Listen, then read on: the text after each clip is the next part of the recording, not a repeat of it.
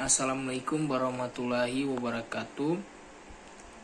Perkenalkan, nama saya Syukurin Kadir dari kelas A semester 5 dengan NIM 831421008. Di sini saya akan menjelaskan tentang P3K dan faktor yang menyebabkan kita mengalami cedera dalam olahraga.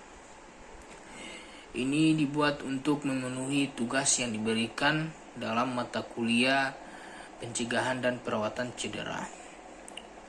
Baik, langsung saja yang pertama yaitu P3K. P3K ialah pertolongan pertama pada kecelakaan. P3K ini ialah upaya untuk melakukan perawatan sementara terhadap korban kecelakaan. Jadi sebelum kita membawa korban ke rumah sakit atau ke puskes, kita melakukan P3K terlebih dahulu atau pertolongan pertama pada kecelakaan ini. Nah, ini dilakukan atau P3K ini dilakukan untuk memberikan rasa tenang kepada korban kecelakaan, mengurangi dan mencegah rasa takut dan gelisah, serta mengurangi bahaya yang lebih besar lagi, karena kecelakaan ini dia bisa terjadi di mana saja, yaitu seperti di rumah, di jalan, lapangan, dan kolam renang. Saat terjadi kecelakaan, korban itu bisa meninggal seketika, bisa pingsan, luka berat ataupun luka ringan. Nah, peran P3K ini dia sangat dibutuhkan dalam hal itu. Apabila P3K ini dilakukan dengan baik dan benar, maka akan bisa membuat korban itu dia merasa nyaman dan tidak merasa takut atau gelisah, dan bisa menolong korban itu dengan baik. Nah, bagaimana jika sebaliknya? Apabila P3K ini dilakukan dengan sembarangan atau asal-asalan, itu bisa mengakibatkan korban takut atau dapat membahayakan nyawa korban tersebut, atau dapat memberikan cedera yang lebih besar kepada korban itu. Jadi pentingnya kita untuk mengetahui P3K yang benar seperti apa.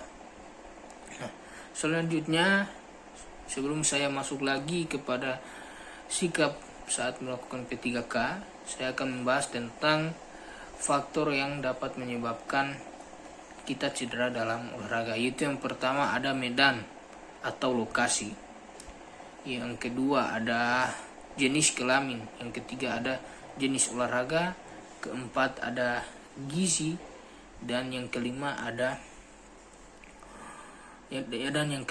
pemanasan yang tidak benar sehingga kita bisa mengalami cedera pada saat olahraga. Nah, selanjutnya sikap kita pada saat P3K, melakukan P3K.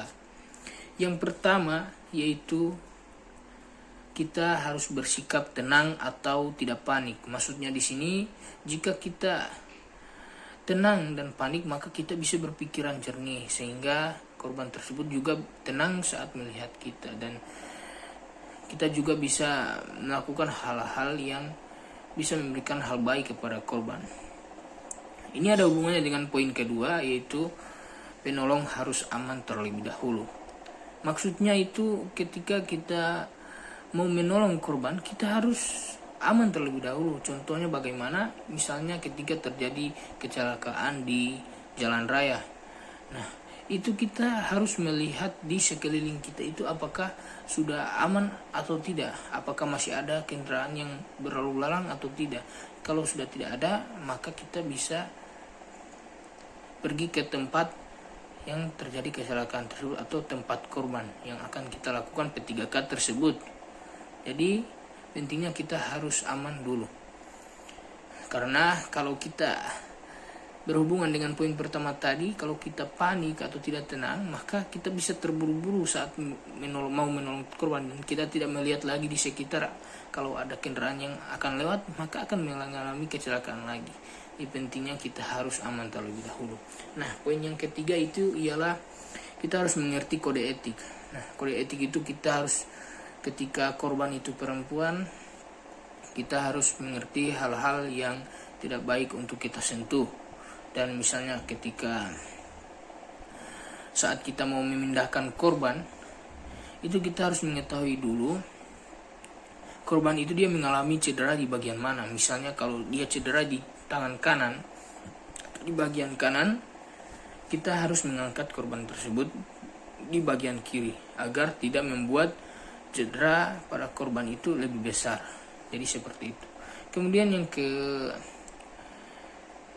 keempat, yang selanjutnya itu kita harus jujur. Itu ketika kita mendapati barang korban, kita harus mengembalikannya. Yang selanjutnya itu